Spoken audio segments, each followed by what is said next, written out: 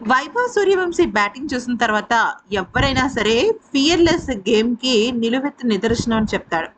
14 ఏళ్ల వయసులోనే సెంచరీ బాదేసిన వైభవ్ ఇక ఆల్మోస్ట్ 15 ఏళ్లకి ప్రపంచంలో ముఖ్యంగా ఐపీఎల్‌కి సంబంధించిన రికార్డులన్నీ కొల్లబొడి చేయడంలో నిజానికి నంబర్ 1గా నిలవబోతున్నాడు. రానున్న ఈ 2, 3 ఏళ్లలో అసలు వైభవ్ లెక్కే వేరు.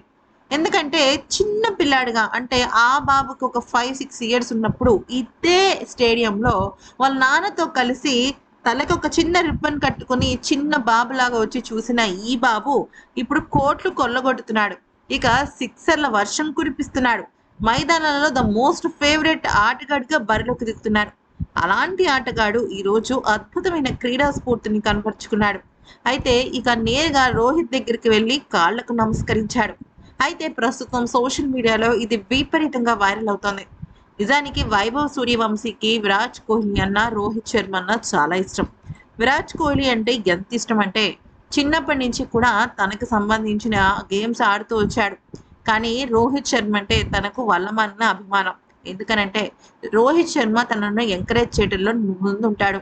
ఇప్పుడనే కాదు, ఎన్నో సందర్భాలలో రోహిత్ శర్మ తనతో పర్సనల్‌గా మాట్లాడాడు. తన తల్లిదండ్రులతో కూడా మాట్లాడాడు. తను కెప్టెన్‌గా ఉన్నప్పుడు ఖచ్చితంగా తను భారత జట్టులోకి ఎంట్రీ ఇవ్వడం ఖాయం అన్నట్టుగానే చెప్పాడు. అయితే అప్పట్లో తను కెప్టెన్‌గా ఉన్న సమయంలో వైభవ్ సూర్యవంశీకి 15 ఏళ్ళు నిండితే కానీ పూర్తిగా భారత జట్టులోకి రావడానికి అవకాశం లేదు కాబట్టి, అది నిండిన తర్వాత ఖచ్చితంగా తనని భారత జట్టులోకి నేను తీసుకునేలాగా చేస్తాను అంటూ హామీ కూడా ఇచ్చాడు. అయితే నిన్నటి మ్యాచ్‌లో హార్దిక్ పాండ్యా కూడా నీ గుండె ధైర్యం చూసి ముచ్చటేస్తోంది అంటూ వైభవ్ సూర్యవంశీకి సూపర్‌గా అంటే నిజం చెప్పాలి అంటే ఎంతో ఎంకరేజ్‌మెంట్ ఇచ్చాడు.